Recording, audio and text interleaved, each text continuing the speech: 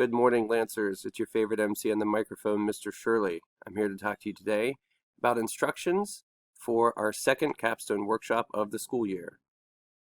Last time, I explained what a capstone project was. I explained some of the benefits of capstone projects. I talked about the teacher's role throughout the capstone process, and we did a character education piece called The Map is Not the Territory. If you remember, we interviewed Omar, who is currently a ninth grader at West, and Rob Long, who graduated from Downingtown West some years ago. Omar's passion for guitar during his capstone project pulled him out of his comfort zone more than once and helped him grow as a person. And for Rob, his passion for football helped him work through some devastating setbacks related to his career and his health. Today, you're going to hear a fantastic presentation by Alicia C. about biofabrication. Now, I consider myself pretty scientifically minded, but I had no idea what biofabrication is. You'll hear in her project that she worked for a whole year becoming an expert on the topic. I'm sure someday many people are going to benefit from her hard work, depending on what she plans to do for her vocation. After that, we'll talk about the 5 parts of your capstone proposal. You'll get started on your proposal today, but it will need to be finished by the next capstone workshop. I'll also explain my experience with my own capstone project, and we'll end with what to expect next time. Hi, my name is Alicia Chaya, and I'm going to talk to you about my capstone project all about biofabrication. So I decided to do my capstone about biofabrication because it's a topic that interests me, and I've always been intrigued with how it actually works. So, what some of you may wonder, just like I did, what exactly a bio 3D printer is and what biofabrication in general is. Bioprinting is a type of 3D printing that is able to make living tissue, blood vessels, and it is in the process of whole organs for medical uses. Biofabrication as a whole can be defined as the production of complex living and non-living biological products from raw materials such as living cells, molecules, extracellular matrices, glycoproteins that provide structural and biochemical support of supporting surrounding cells, and biomaterials. A specific part of this unique field is the bio 3D printing that can make patient-specific tissue for the development of accurate, targeted, and completely personalized treatments. 3D printing adds depth to the mix that changes from normal printing. It layers a material in the way that computer-generated blueprint looks. This is called additive manufacturing. Bioprinting only differs in the materials they create and use, biomaterials that include living cells to create certain needed complex structures. So, the how of bioprinting can be broken down into 3 steps: pre-bioprinting, bioprinting, and post-bioprinting. So the first step, pre-bioprinting, begins with 3D imaging and 3D modeling. 3D imaging is when a patient gets an MRI or CT scan in order to get the precise dimensions needed for the creation of the tissue. 3D modeling is creation of the blueprint created with exact layer-to-layer instruction so that when the printing begins, errors do not occur. Finally, before the bioprinting process begins, the bioink must be prepared using the living cells based off the patient and a compatible base. Next is the actual printing process where the ink is deposited and the solidification occurs. Finally, post-bioprinting occurs, which is the mechanical and chemical stimulation of printed parts so as to create stable structures for the biological materials. So bioink is probably the most important part of the whole bioprinting process. It is a material composed of cells and is a carrier material used to produce an engineered live tissue in bio 3D printing technology. Bioink is created by extracting the personal cells of a patient that are needed for the creation of a complex structure, whether it be blood vessels or skin tissue. The cells are cultivated until there are enough. The other material is usually a biopolymer gel that acts like a molecular scaffold which allows cells to attach, spread, grow, and proliferate. So the history of biofabrication began back in 1978 when stem cells, which are undifferentiated cells that can turn into specific cells as the body needs them, were found. And then next, in 1984, Charles Hull invented the first 3D printer, which opened up many more possibilities. Next, stem cells were... Oh, I screwed up. Okay. Next, Okay, next, in 1998, a biologist by the name of James Thomson developed the first human stem cell lines, which meant the beginning of possibilities for human cell regrowth. In 1999, the first lab-grown organ implant was created, and in 2000, 3D printing began being used in the medical fields for all. Then, finally, in 2003, Thomas Boland created the first bioprinters, which began the thorough research and creation of human cell parts that can be implanted. In 2006, the first ever lab-grown human bladder was implanted, while in 2009, the first blood vessels were 3D bioprinted. Bioprinting has many uses nowadays, although it is still in the research phase. Some of these include bones, skin, blood vessels, internal organs, and they're in the research and testing process of being put out in the market in the near future.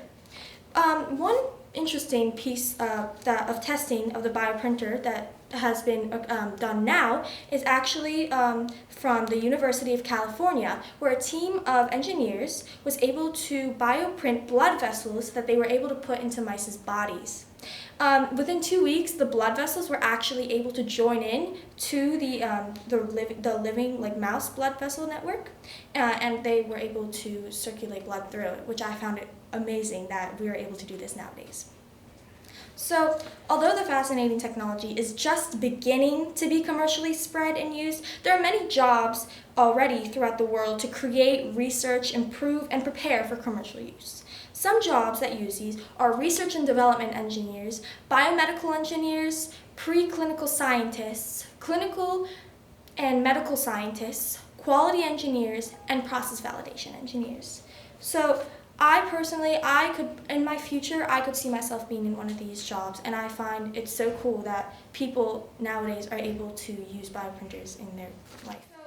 There are many different types of bio 3D printers nowadays, and there are many different types of printing methods. Some different types of printing methods possible in biofabrication are extrusion, where the bioink is forced through a nozzle, laser, where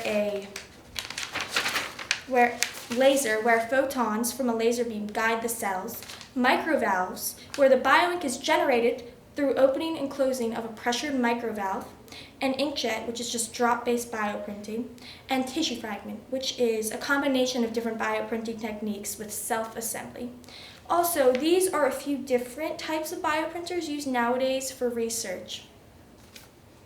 So, although the bioprinter is not fully out there in the market or in hospitals now, it has already made a lot of things to help the world.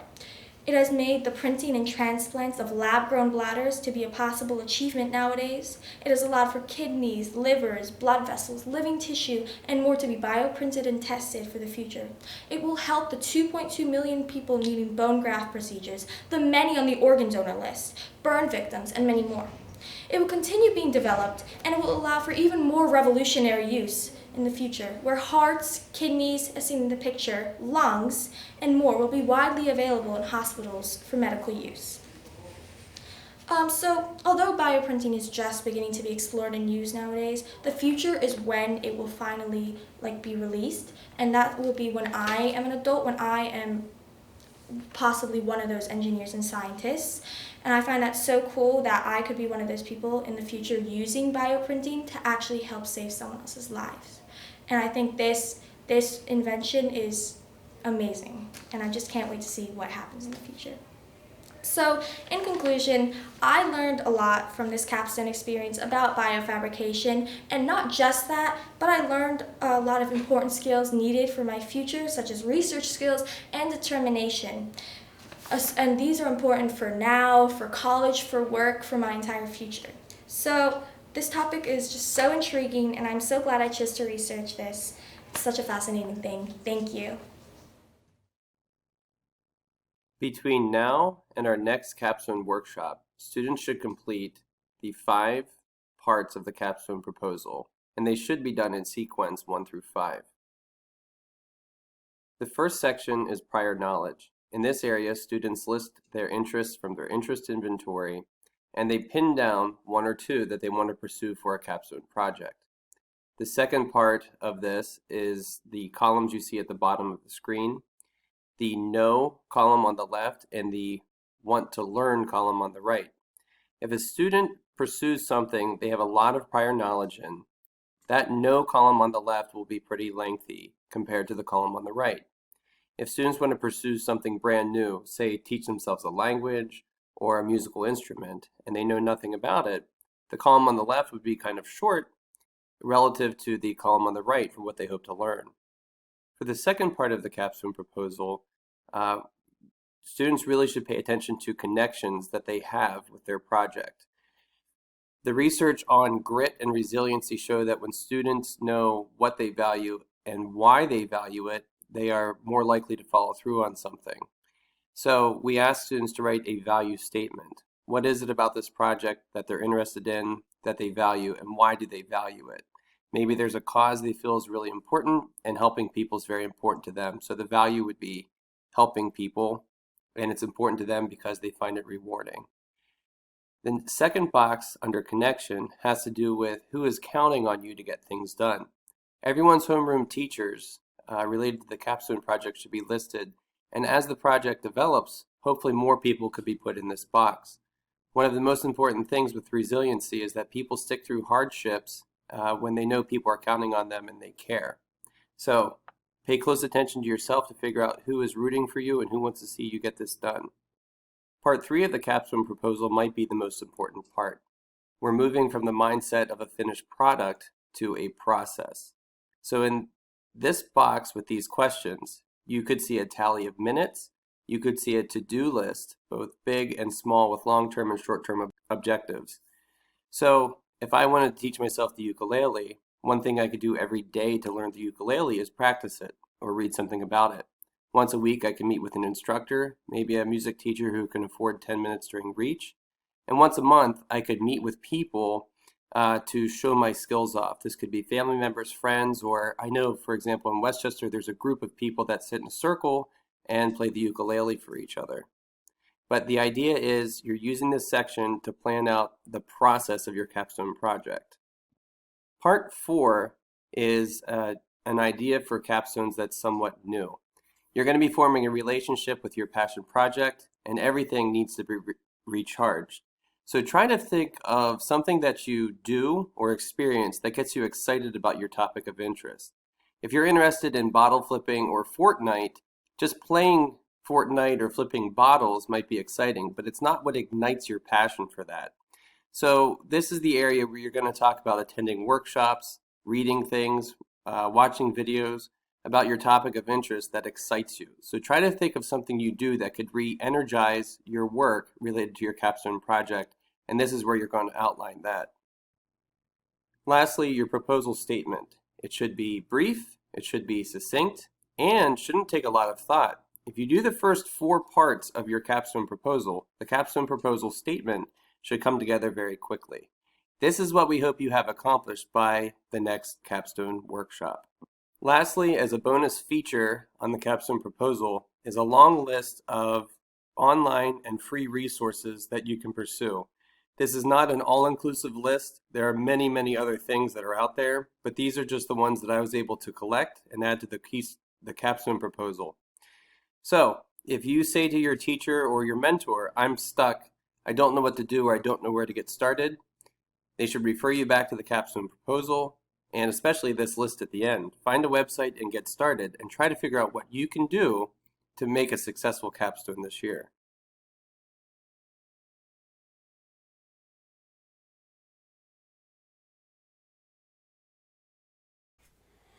Hey Lancers, it's me, Mr. Shirley, your favorite MC on the microphone. Last school year, I was really bad at the ukulele. This school year, I'm still really bad at the ukulele. I had planned on taking time this past summer and learning the ukulele and making a capstone project of my own. I learned that I had the process down. I had short-term goals set for myself. I had long-term goals set for myself. But because I'm not really excited about the ukulele, I didn't pick it up once. I also went about this mostly on my own and privately, so I didn't have people to check in with and hold me accountable. The bottom line is make sure that your capstone proposal, it reflects a topic that you're really excited about, and that you have an understanding of how to stay excited about it this school year. The whole concept of a capstone is that you take a topic, you turn it into a project, And with that project, you learn about the process of pulling things off. We're going to meet again in about 6 weeks. So make sure that you explore topics and ideas. Make sure you take your time to fill out the capstone proposal, because the more you do with both of those things, the more successful you're going to be. When we meet again in November, your cooperating teachers are going to work with you to review the proposal and hear how you're doing about things and setbacks that you've worked through. So good luck, and I look forward to seeing you again in late November.